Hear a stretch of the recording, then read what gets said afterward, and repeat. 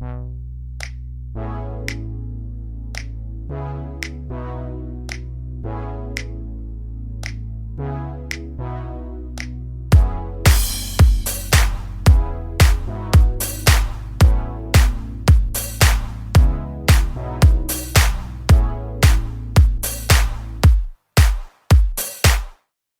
guys, welcome back.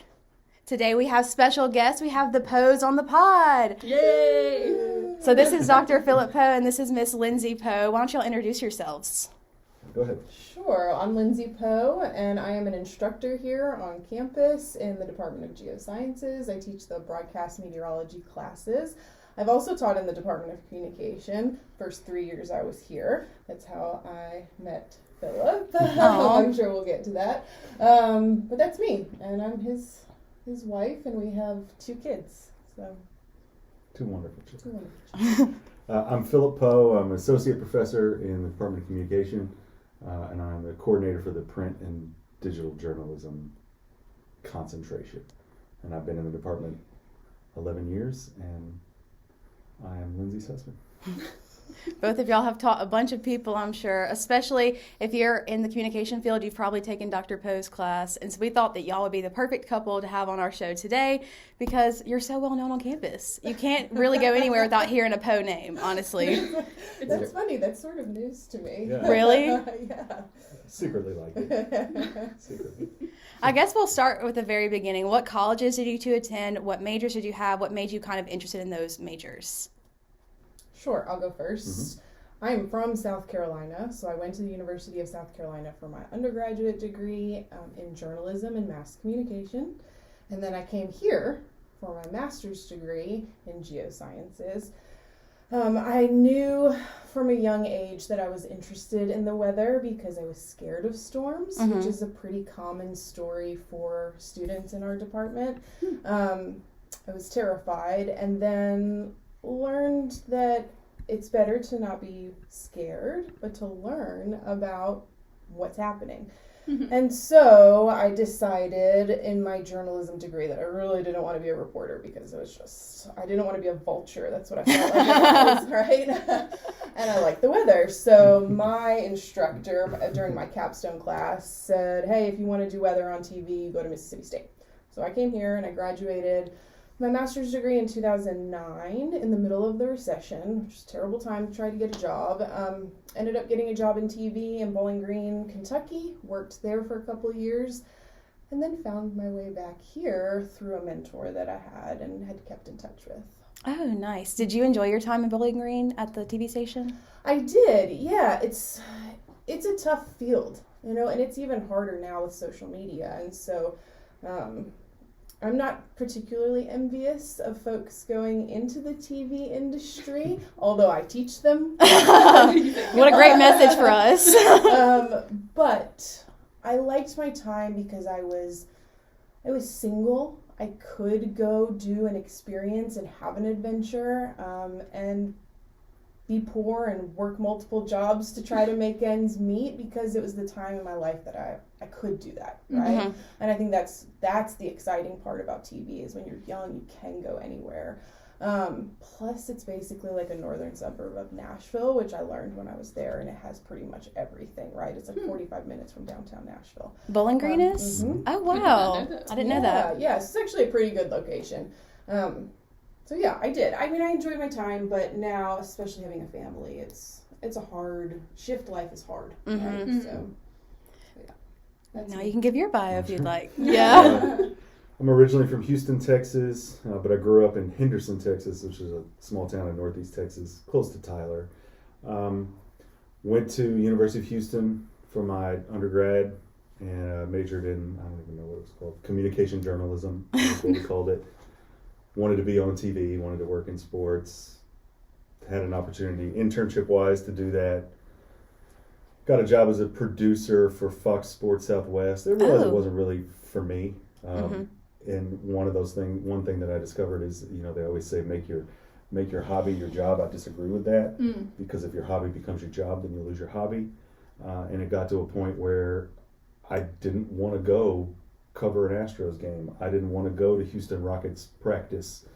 so I didn't have any interest in it in sort of as a pastime anymore. So I decided, I still like sports.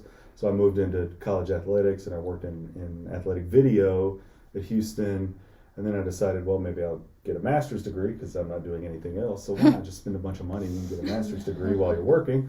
So I did that. Lots of odd jobs, mostly media related, freelance stuff. Worked some in public relations, and through a contact at essentially one of those freelance jobs, I learned about graduate school and getting a PhD. And this person thought, you work well with students, you ought to go be a professor. And I thought, I hadn't really considered that before. So pursued that, ended up at Texas Tech University in Lubbock, got my PhD there, and then job came open here, and I moved to Starkville sight unseen. I accepted the job before I'd ever set foot in Starkville. I've been to Mississippi a lot, but never really anywhere north of I-20, because we pretty much just passed through on 20. Yeah. So took the job because it was the best job available, and here we are. And what was that position? It was assistant professor in communication, but they wanted someone to teach the news writing class, and I had worked at Texas Tech as a lab instructor, and then sort of taught it on my own one summer.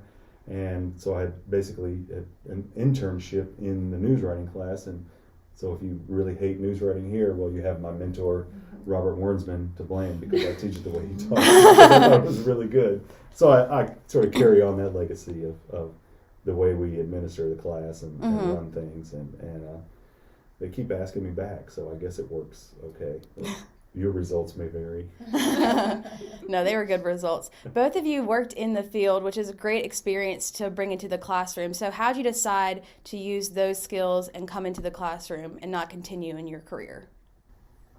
Yeah, that's a great question. So I was a TA when I was in school at Mississippi State, and I really enjoyed the aspect of teaching, helping you grow, right? Like seeing you come into a class and really not know how to tell a story. And then by the end, you're telling a much better story. And if I had any part of that, boy, that felt really good, right? And so I also taught part-time when I was on camera in Bowling Green, still feeling the same way, but I was teaching like public speaking classes, like not that exciting, right? And so when I came back here through Karen Brown, she actually works at the university too, and her husband, she's my advisor. Yeah, is Mike Brown, who works in my department. So they're another couple that's Power here couple.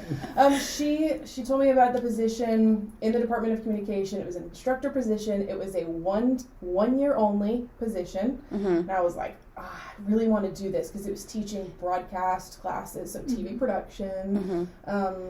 I think I was teaching a writing class and performance, broadcast performance, and I was just, I have to do this. This is my foot into higher education as a full-time position.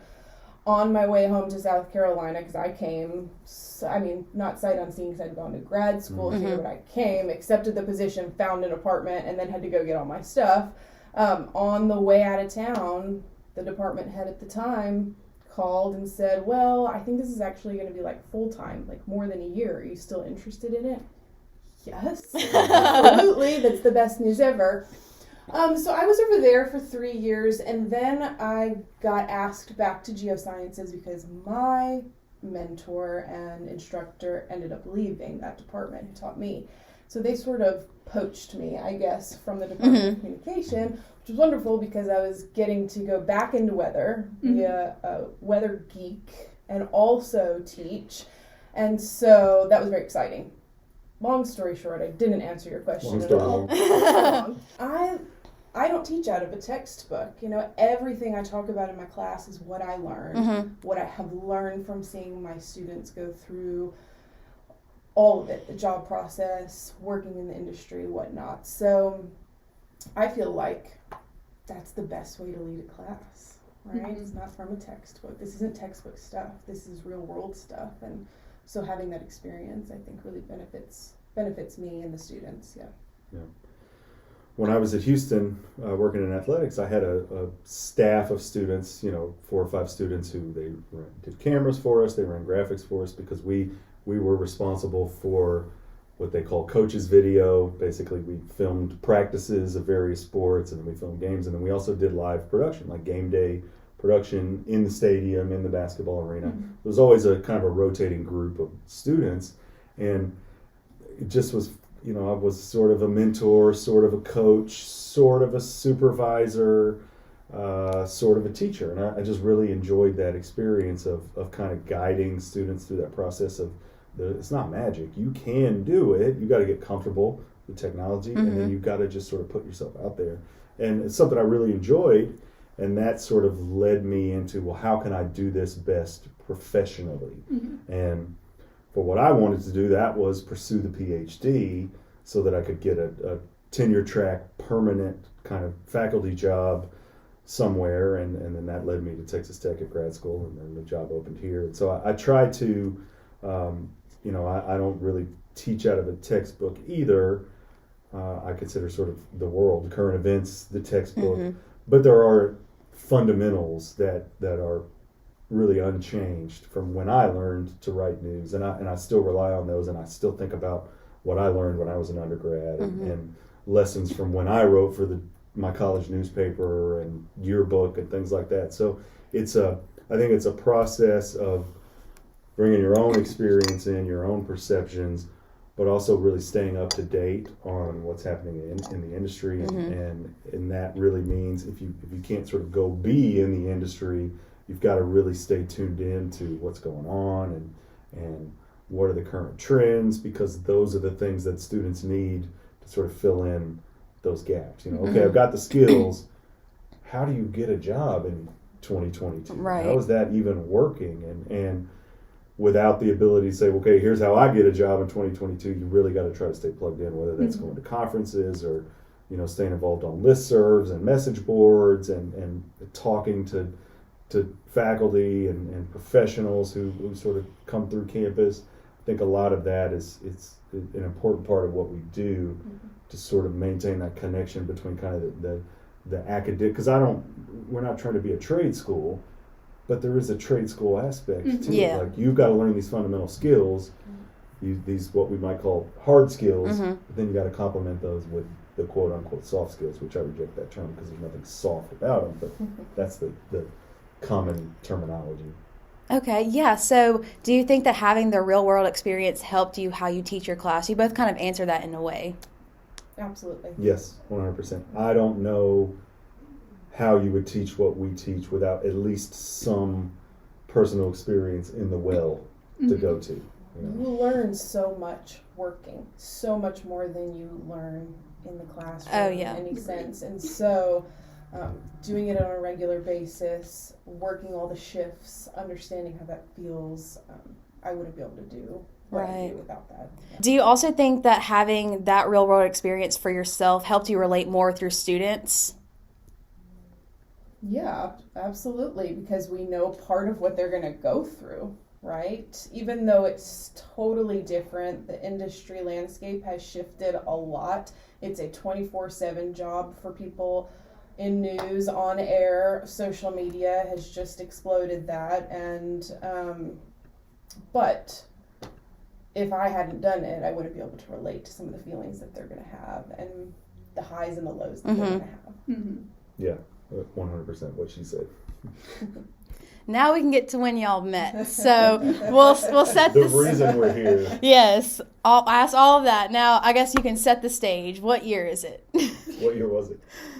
2011. That's when we started. Both here at State? We met at new faculty orientation. So when you're first hired, everybody gets to sit through an orientation of what we do here at Mississippi State, and we just happened to be sitting at the same table. And he found out that I had worked on air as a meteorologist and told me that he really liked weather girls or something along those lines. And that kind of made me angry. But in an interesting sort of good way. I was interested in who this person was and whatnot. I don't know, chime in if you want to. One thing led to another, and we ended up having offices like 2 doors down from each other in McComas. So So that's how we met. Let me tell the real story. New faculty orientation. It's in the Grisham room in the library. So you go up that grand staircase in the middle of the library.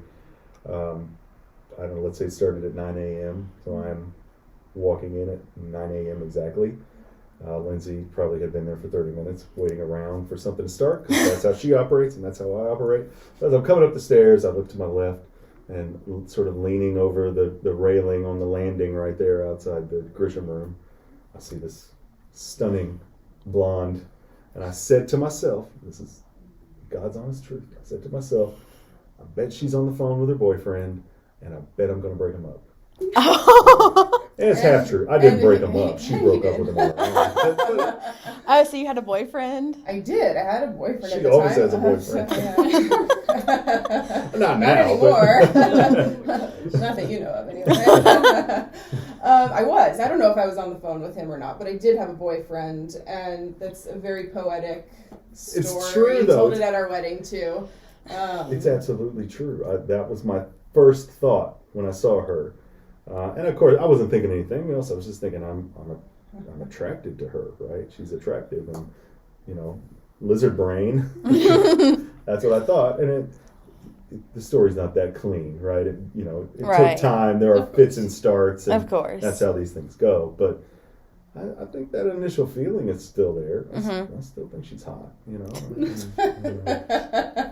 Like I said, lizard brain. Oh, that's funny. No, that did happen. But we ended up at the same table, too. Yeah. I mean, we were sitting catty corner from each other, and We got in the same small we group. got in the same small group. Just purely on accident. Wow, the stars really aligned. They did, yeah. They And did. it was, being 2 doors down from each other was probably not the best thing in the long run. Yes, like you said, nothing is ever that easy. And we definitely got off to a little bit of a rocky start. Probably my fault, because as soon as he showed any interest, I was like, I love you. Which is the creepiest thing to do, especially to a grown man.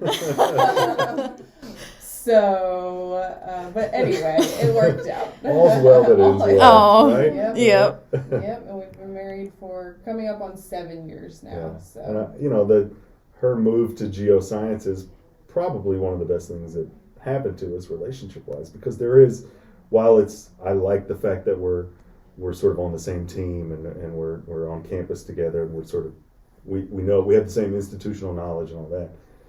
It's a lot different than being in the same building, being in the same, passing each other in the hallway every day. I mean, like, we got enough hallways at home where we pass each other. That's fine, right?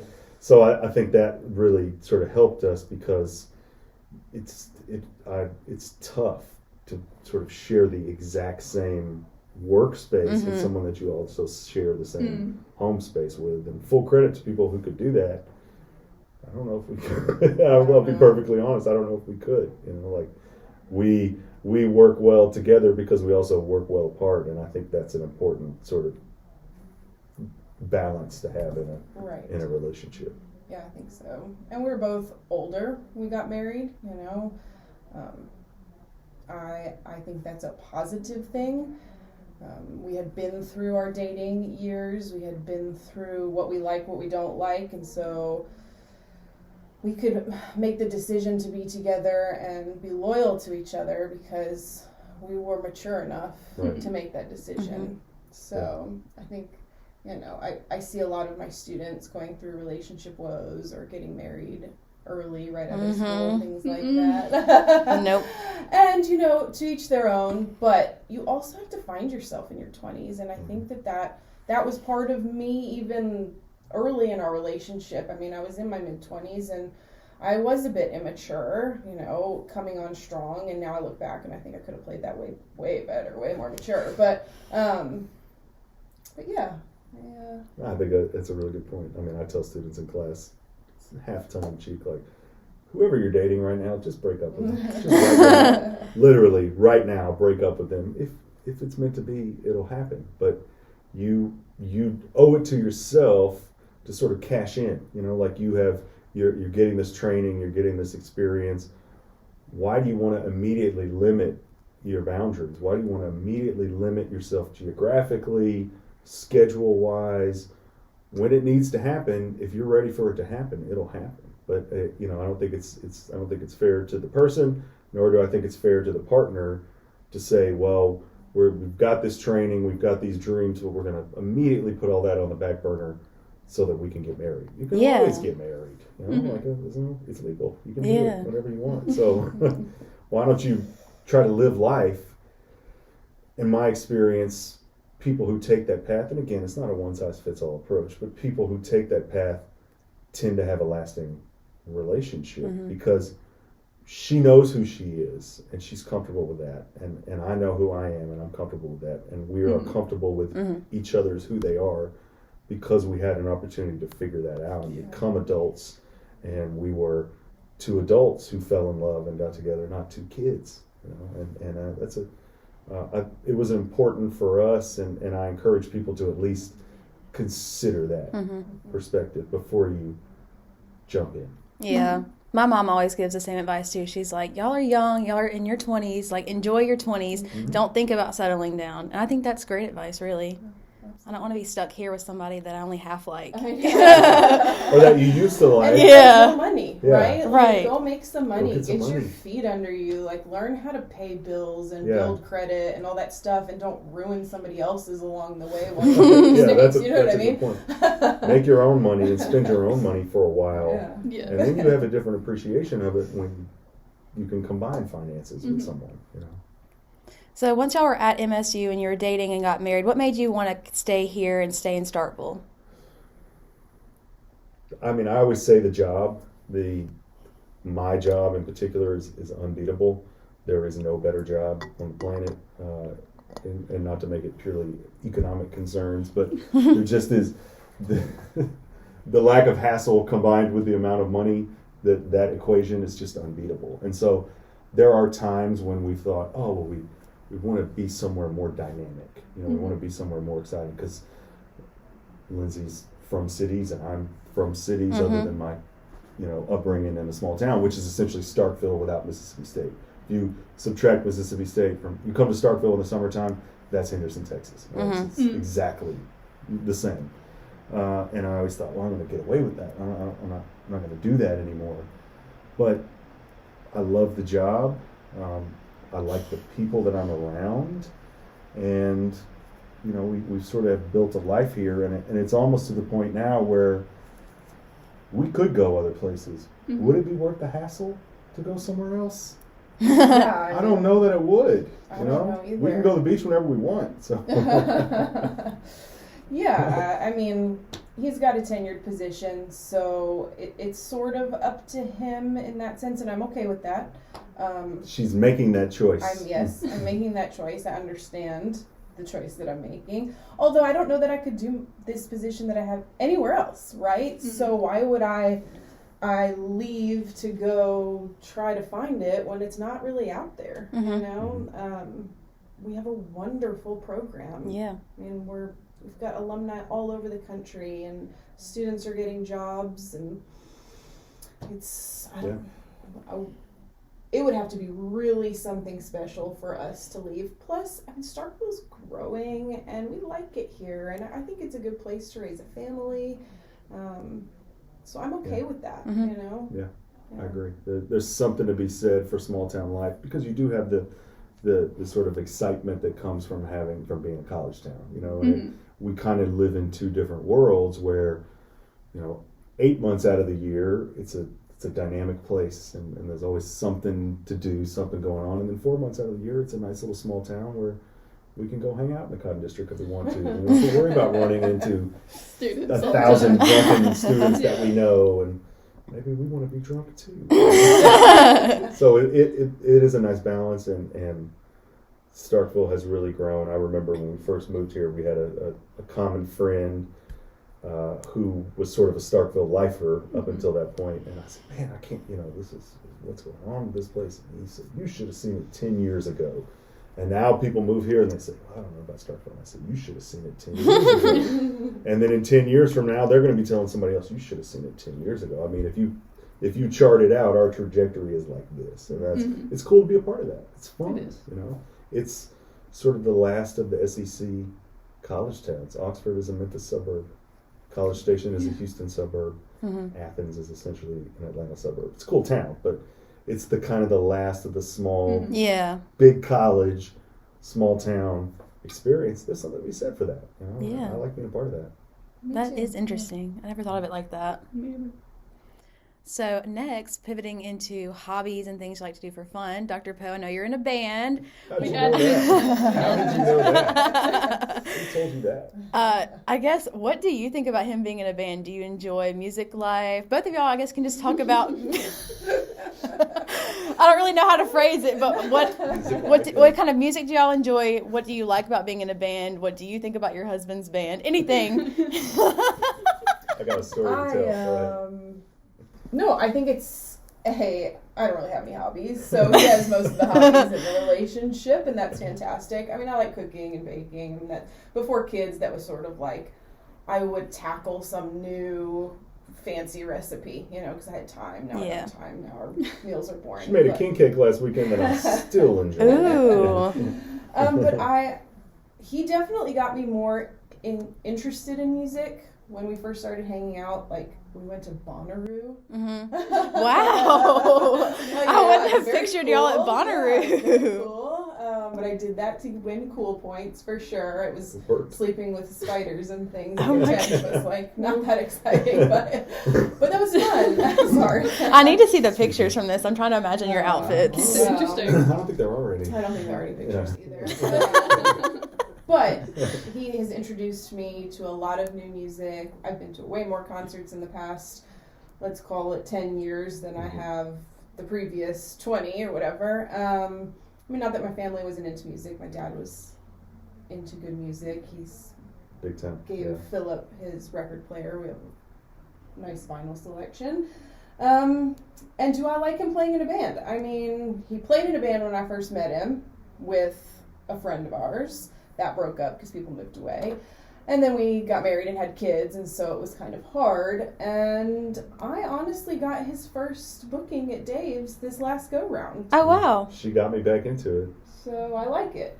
Mm-hmm. I want to have a say in what they play because I have to sit in the audience. Are you the wifeager? That's essentially, I am the wifeager. So, yeah, it's fun. It's nice, and I'm glad he gets to go do that. I mean, you have to have a social life, and that's part of his, and I get to be a part of it sometimes too if we can find a babysitter. So I had an interesting conversation with our 4-year-old Lucas this morning.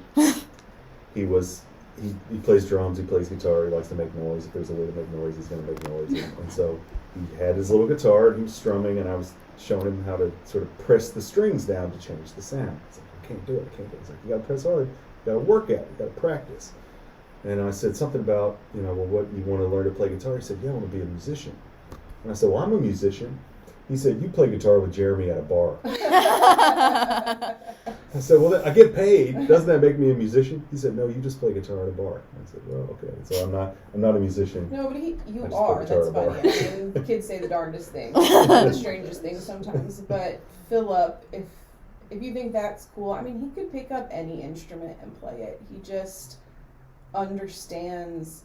I come from a music. long line of musicians. Yeah, I mean, my dad's side of the family, all musically inclined. It was anytime there was a family gathering, it was always going to have some sort of family jam band performance. That's nice. So that's just a tradition I grew up with, and I mean, I certainly have an acumen for it. Like I'm not the best at anything, but I can do it. And I think the key is I'm not scared to do it. It doesn't really embarrass me to do it. And that's a big deal, that I'm willing to sort of put myself out there. I mean, I'm going to get the most severe critiques from her anyway. So that doesn't change whether I'm playing at Dave's or playing in the piano room. It's going to, if I'm off, I'm going to hear about it. I respect that, right? Everybody can walk up to me and say, "Oh, you're so good. I had so much fun." Well, great. Let me ask Lindsay. Really? Well, that was good. That one wasn't so good. Well, there are some songs that are in your range, and there are some songs that aren't. That's the case for everybody. Mm-hmm. But he can pick. I mean, you name a song he can play it on the guitar, you know. Wow. I mean, he might look up some of the A future activity notes, for but you it's when I like- start showing up. It's a good skill. It's a good skill to have. And it just comes naturally. Yeah, you it don't have does. to try. It does. I don't. It just my brain just works that way. Mine does not. I cannot sing or play any instrument. Okay, that was really funny. I enjoyed that a lot. I'm glad. So I guess a more serious question now. Both of you have taught news-related courses and have been in the field of journalism for a long time. I mean, broadcast meteorology is journalism, right? And I know that news is very important to both of you. So do you have any advice for some up-and-coming journalists or some young journalists like ourselves for our future careers, I guess? Where to begin? Oh gosh, yeah, you can go first. Work on the thick skin. Develop a thick skin. The internet is not real life. Social media is not real life. You know, if somebody sends you a thread in the mail, maybe take that seriously. But otherwise, don't worry about it. Don't engage. Find an outlet. So you want to go in this industry because you like to write. Wonderful. Find a creative writing outlet also, or you know, something else you can do where you can still sort of sharpen your skills. But it's really easy to sort of just fall into where the business takes over your life, and you kind of lose context, you lose focus, you know, you sort of lose a sense of, all right, what's actually important, what's actually bad news versus what's just kind of a story that we can make go viral. That's really hard to do in the sort of the media environment that we're in right now, because it's the weirdest thing. Somehow everything is a thing, but also nothing is a thing, you know, and how do you know what's, you know, how do you know what's really important to people right now? It's very difficult to know. If you look at your community on Facebook, you're going to see a certain set of issues. You look at Twitter, you're going to see another set of issues, maybe some overlap. I don't know how you look at Snapchat or TikTok, but you should look at those things, right? But how do you know what's the difference between sort of just a passing trend or when is there consensus? It's really difficult to know that right now. And so I think you have to, now more than ever, you have to find that balance. And there are going to be pressures from the job that they want you on all the time. And whether that's social media posting, which certainly Lindsey has to deal with her students. You know, I encourage you to think about it from an economic perspective. If what you're doing is not directly impacting your bottom line and thus their bottom line, don't do it. Get it in writing. Get it in the contract. If expectation is for me to do this, we need to have that written down where I initial it and you sign it. Otherwise, it's just free labor. And if I'm going to work for free, I'm going to do something I really want. So I try to encourage you to think about it not only from sort of a psychological perspective, what's going to make you happy, but also from an economic perspective, because that's the reality of it. It's a hard industry to make a living in initially, and you got to be committed to it. But there's the expectation that you're going to just go over and above, and I reject that. If you can do quality work, you can find a place for that quality work and still keep that work-life balance, which I think is important. Yeah, I think it's essentially like know your worth and know that you're not a doormat. Yeah, you might be the youngest on the team, so you are going to have to fill in more or whatever that may be, but you don't have to say yes to everything. And I mean, that's in every industry, you know? You don't have to always say yes to every ask from, you know, your team, your boss, whatever. And so know your worth. Know you can say no at some point, because your mental health is so important. And I deal with anxiety frequently, right?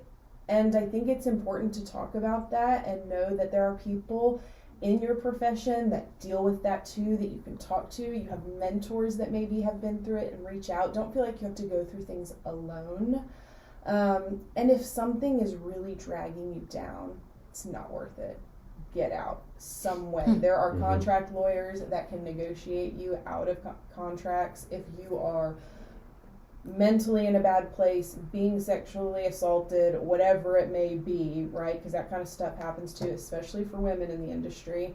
and women on TV, right?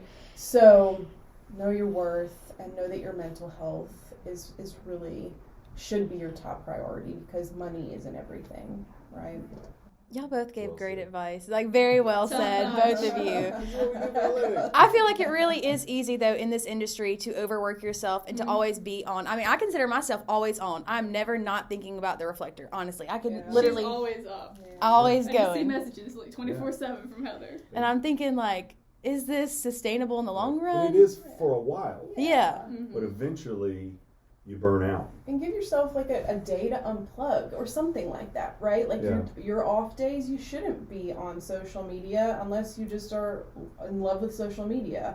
Right. But it's okay to log out and turn that off and turn your notifications off, especially if it's your off day. Right. The adage when I was in school was always, throw away your television. I say, throw away your phone, turn the TV on. Sit back, watch some good stuff. I'm not talking about turning on the news. Oh, don't do that. Stream something, just disconnect and enjoy it and appreciate some art and relax and disengage. It can be really helpful in terms of keeping that balance, and then you can sort of re-engage and get back in and be committed and then do it again. But you're going to have to take it initially. Like, no one's going to say, well, here, we want you to take it easy. You're going to have to say, nope, I'm off today. Call somebody else. Next time I'm on, you need me, I'm here for you. But not today. Bye-bye. It can be tough to do that initially. I mean, we deal with that. It's hard to be like, no, not doing that. Find somebody else. It can be difficult, but it really is. And you said it well about knowing your worth and understanding your role in the economic health of the organization. Once you get an understanding of that, then you kind of know where you can push and where you can disengage. And if you're doing good work, nothing bad's going to happen to you. Once you establish those boundaries, if you're doing good work, you're going to be okay. That was really, really good advice. Definitely will take it to heart. Okay, lastly, for our segment with you guys, I have a fun kind of question. Dr. Poe. The newlywed piece? No. It's not like a newlywed one. Right. But Dr. Poe, did you know that you're the third highest rated professor on Rate My Professor? Ooh. Who's ahead of me? I think some people like in other departments. I don't know exactly. It's probably been... But you've been in the top rankings since I've been here, since freshman same. year. What does that mean? I don't Do you know. actually still do those websites? Do people go? Oh, yeah.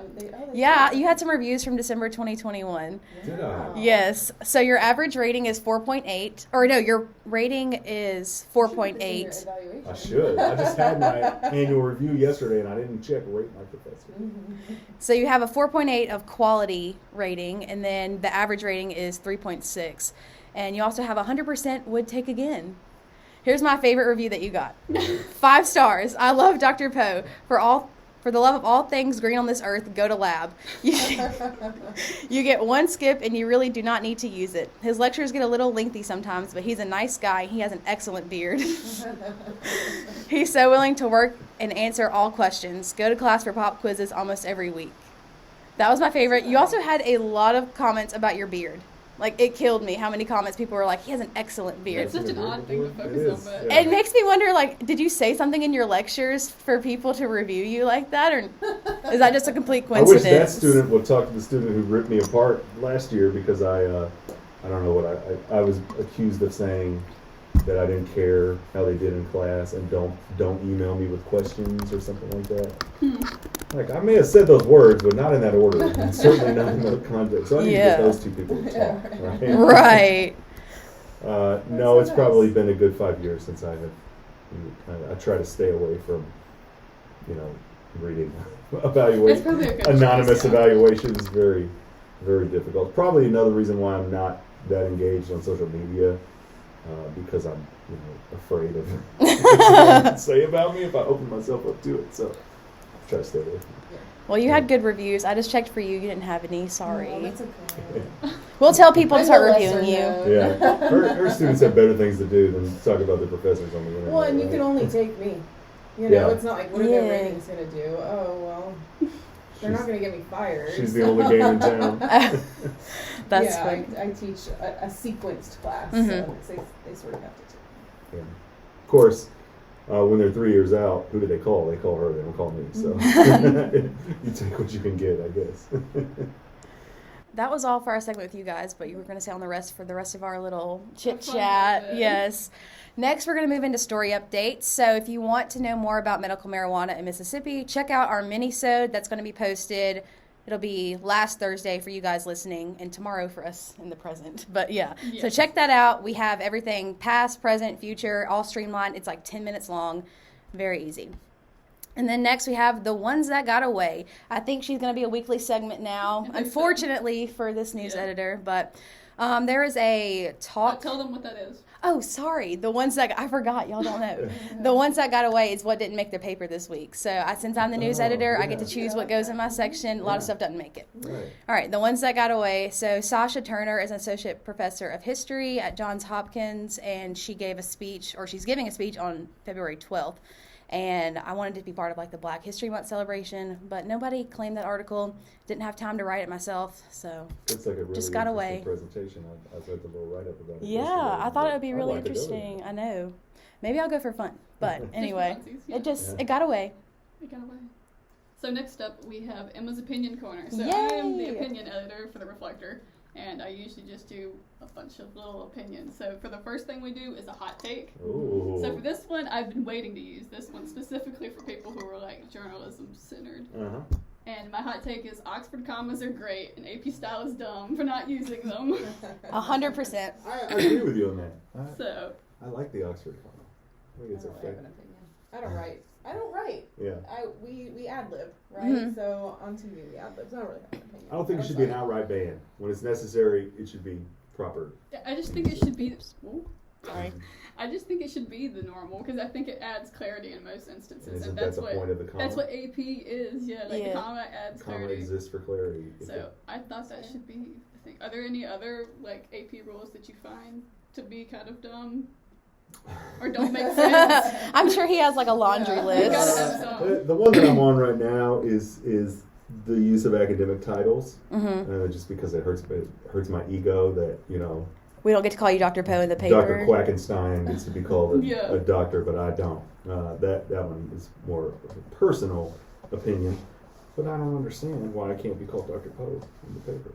I don't get that either. Yeah, but that's what they say. So, like I say, it's a rule for everybody, right? And I always give that example in class that the point is to sort of treat everybody equally unless you're a medical doctor. But as we have maybe learned over the last couple of years, having the designation of MD maybe doesn't mean what we once thought. You know- I don't know. You know.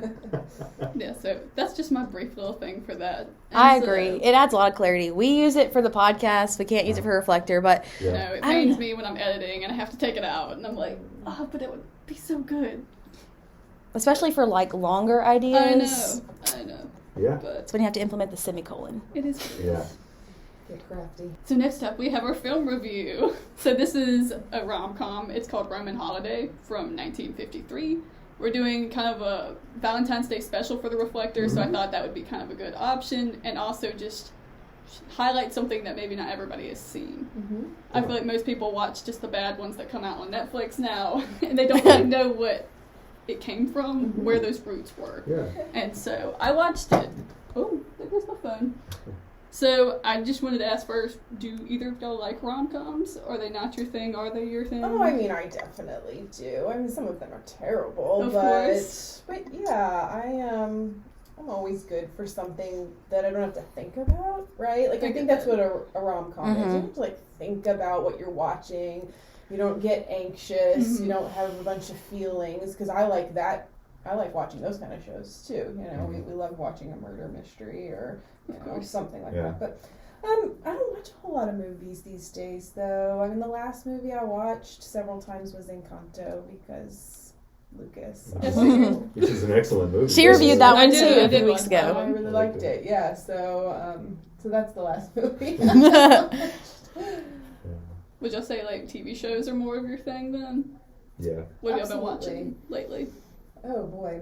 We just finished White Lotus on HBO. I've seen some of that. It was fine. Kept It our was attention. I've heard some things. Yeah, it was fine. And then we just started 9 Perfect Strangers, which is basically the Hulu version of White Lotus, sort of. Same. We'll keep watching it, but I don't think it's going to change my life. It's so funny because we watch a lot of TV and then someone asks us Yeah. this and then we can't think of any of the shows that we watch. That's it just always like how it escapes is. your Yep. brain. I love Guy Fieri. Yeah, we so, watch a lot of Oh, food yes. TV. Welcome to Flavor Yes. Town. yeah, I love Guy Fieri's So personal Next idol. Level one. Chef is Yeah. what we're watching right now, food TV wise. That's a good one. Golly. What did we watch before that? Only Murders in the Building. Oh yeah, that was Oh, really nice. good. That's a good show. Good things about Good that. show. Yeah, it was really good. We liked Very good that. show. Especially if you're kind of, if you're like podcast proficient, you sort of understand because it's kind of a spoof on a podcast because it's a podcast Yeah, show. we like that. Yeah. Selena Gomez was. I saw The she was in legit that. She's awesome. actress. She hasn't done it in a while, and she just kind of came back. Yeah. Yeah. I really had no clue who she was. I mean, I recognized her name, but I didn't know anything about She also teeny has a bopper cooking past or anything. She does. Yeah. She does? Wow. What channel? What streaming service? I don't remember, but she like zooms in or invites a chef to come teach her how to cook a dish. Yeah. This is the first I've heard of that. Yeah, I haven't heard of that. She's excellent in that Yeah, show. she is. That's She's really interesting. good. We Cool. watched that. I don't know what the last sort of prestige series we watched before that was. I had to watch And Just Like That because I watched all of Sex and the City years ago. Mhm. So I've heard it's I've heard it was very rough. bad. it's like I want to see what they're wearing like I did Yeah. back then, Yeah. and it's interesting to see the new cast members that they have because they're all pretty popular actresses and actors Mhm. elsewhere, but it's not like good TV, right? It's not Yeah. particularly good. So Yeah. but that's what Schitt's Creek. Oh yeah. Yes. That's what I was thinking. I've been I love watching Schitt's it at Creek. night, but Schitt's Creek is what I watch when I'm laying in bed. Because it used to be The Office. Oh, and then yeah. I took that And off they of took it from Netflix, us. so. Mhm. I got the DVD set my sister got it for her birthday, but we share it. Nice. Yeah. That's nice. I do love me some Schitt's Creek. It is. It's a really funny show. Really good show. My whole family's gotten into it. Yeah, and you can say shit in front of anyone. Yeah. Okay. So now let's get into the plot. So I actually wrote the kind of thing for this, but I'll just read a brief bit. So Gregory Peck is one of the people that stars in this. He portrays Joe Bradley, who is a journalist down on his luck and is presented with a career-changing story after taking in a mysterious drunk woman who happens to actually be drugged in overnight. And so the following day, he discovers that this mysterious woman in the apartment is actually a princess, played by Audrey Hepburn. And she's gone missing during her European tour. She just ran away. She was like, I'm done with this. I'm tired of it. I need a break. And so once he comes to this realization, he's like, wow, this could be a really big story for me. I could finally get out of Rome and go back to New York where I want to be. And so the only problem is Princess Anne's like, I don't want to do that. She says, I'm somebody else. She says, I'm not that person who you think I am. And I'm just going to go hang out in Rome. And so she's like enjoying a brunch with some champagne and just stuff like that. And so they just kind of go around, and Bradley's kind of in a panic at this point. He's like, oh my gosh, I'm going to lose my story. She's not with me. So he's sneakily just kind of following around and bumps into her and just ends up being her tour guide after some lucky timing. And then they go on a holiday together that they'll never forget. And it just kind of goes into all of that stuff. So it was directed by William Wyler. He actually ended up directing them in separate films later in their career. And this was also Audrey Hepburn's first American film. So she's actually from Belgium. Oh, I didn't know And that. didn't make her I didn't know that. debut here. This was her first American debut. Did not So know I thought that was really interesting. Yeah, that is really And she cool. actually ended up winning an Oscar for it. So first film here, and she got an Oscar. We also got Best Story for Dalton Trumbo, who he's actually someone that's pretty hot in the kind of world because he was on the blacklist Yeah. during that time. There's a movie about him called Trumbo from 2015, and he's part of the Hollywood 10, which was a group of screenwriters and directors who refused to testify with being a part of the Communist Party Oh. in the 1940s. So that Look at was you all doing kind your of, It was all kind of research. interesting. When I saw his name, I was like, that sounds interesting, because I had watched that movie a while back. And so they got that, and then they also got costume design for black and white. They actually differentiated between black and white and color at that time. Oh, interesting. So I just thought it was a very interesting film, and you can kind of see just how everything built from that. You can see where the tropes come from, why they're tropes, and different things like that. And it challenges kind of the stereotypes of what women can do and cannot do. Kind of what The Crown touches on now. I don't know if you'll ever watch that. Oh, yeah. But it kind of talked about how they were tired of royalty and kind of just wish they could have a normal life. That's kind of what Audrey Hepburn portrays in this. And then it also just says, money and status can't give you happiness. You also need to have other fulfilling things, which we've kind of talked about today. Yeah. So enjoy the little things like your champagne in a mid-afternoon. In Rome. Because life isn't worth living without that. So yeah. Also, speaking of the Oscars, Oscar nominations came out yesterday. I don't know if y'all are invested in that, but Twitter was blowing up. Oh, no. Not my Twitter that I was on. Okay, well, you're apparently on the wrong side then. I'm on news Twitter. I think I did see that they came out, but I didn't look I saw that they came out, and I saw the list, and I recognize. Well, so I want to watch the Year of the Dog or the Power. Power of the Dog. Power of the Dog. Thank you. I saw the trailer for it on Netflix, and I said, "That looks cool. I want to watch that." It actually did seem cool. I haven't seen it yet either. But I haven't watched it. We just don't. It's not that I don't like movies or we don't like movies. We just tend to, when it's our TV time, we tend to watch TV because we will watch movies with our kids. Mm-hmm. But it's probably been 15 years since I was like, when the Oscar list came out, I had seen everything on them. Oh, wow. And I used to be that way. There's a good bit I still seen haven't seen for this list either. It's probably been 5 years since I've seen a Best Picture winner. Nothing against it. It's just not how I spend my time anymore. So I'm intrigued to see what happens with that. Absolutely. I was kind of sad about some of the things because there was one, The Harder They Fall, is something I watched. It was kind of a Western type of Tarantino type film, but it was a different kind of view of it. I actually reviewed that another time, and it was for kind of a black lens view of it instead of a I know white the movie lens. you're talking about. Yeah. It was very good. And I thought it was going to be nominated, but it wasn't. Yeah. So Rip. Rip. I get more interested in the Emmy nominations because Right. we typically Yeah. know those. You know, so. Yeah, so that's all for my little section. Next up, we have our crazy story of the week. Back to me. The SWAT team had to get involved this week. So this is from WCBI. It's by Joey Barnes. Thank you. He also writes a lot of articles that we talk about. He does. That's my TV tag. The SWAT team had to get involved. So in Lowndes County, which is where Columbus is, it's about 25 minutes away from Starkville if you're not familiar with the area, a man named Joseph Fenton, who police believe to be armed and dangerous, was wanted for possessing a weapon as a felon. So he was basically just running around and people were very scared. And the sheriff, Eddie Hawkins, said that Fenton had 23 prior felony arrests, including aggravated assault. So he was wanted. Right, so this happened on February 3rd.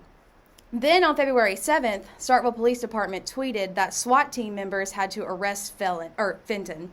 And the department said that he complied and easily surrendered. And this happened at a hotel on Highway 182 in Starkville. So he was, he came down the highway and, decided. Yeah, I was like, I wonder what hotel that is. It's right there. But that's our crazy story of the week. He is in custody. Probably the siren. I mean, so that we have this joke. We sort of live right just on the north side of town, just on the north side of 182. And you can, we just, where we live, you can hear things, right? So we can hear the stadium, we can hear a baseball stadium, we can sometimes hear the chapel, you can hear sirens. I hear sirens all the time. I'm in the district, so I hear it all the time. time. The thing is, in Starkville, you cannot base the severity of the incident on the number of sirens or police response. Because it's all in, full out, everything. It is. Every time. I know. 7 cars with sirens. Fender bender, 7 cars with sirens. I know. I'm like, do I need to be on breaking news alert, or is this just like a regular? I know. Sometimes I hear sirens and I'm like, should I tell Heather? Should I not even worry about it? I just like have anxiety for like an hour until I figure out what's going on. Oh my gosh. Just that's the best way to do it, I guess. Be on alert, but know that it's probably nothing. They just don't have anything else to do right now. So pretty much, yeah. Although I think I saw you guys did a story on like gun violence and stuff. Yes. Top right now, which is. Yes, I had that idea, so I was thinking, like, I've heard a lot of shootings happening. I've heard a lot of just violence going on, but I've only lived here for 3 years, so I didn't know if that was typical. So I was like, Hannah, I want you to figure out if this is a rise or if this is just regular Starkville. We're just young. We don't know any better. Right. Well, it turned out there was a rise, and I was like, wow.